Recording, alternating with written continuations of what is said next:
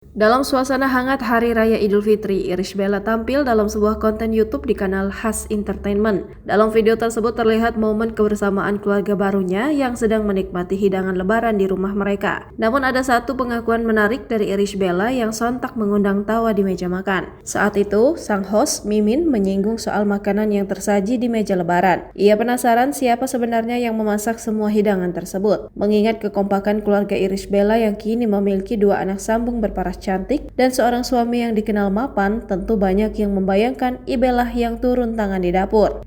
Adek, kakak, mami bukan yang masak? Tanya Mimin menggoda. Pertanyaan itu langsung memicu gelak tawa dari Syifa dan Hasya. Enggak, jawab Ibel. Tanpa ragu, mantan istri Amarzoni itu mengakui bahwa dirinya memang tidak pandai memasak. Momen tersebut memperlihatkan kehangatan keluarga yang tak dibuat-buat. Meski tidak turun langsung di dapur, Ibel menekankan bahwa mereka tetap menyiapkan semuanya bersama-sama. Bahkan mereka sampai begadang demi memastikan segala kebutuhan lebaran tertata rapi, terlebih karena saat itu tidak ada bantuan dari asisten rumah tangga.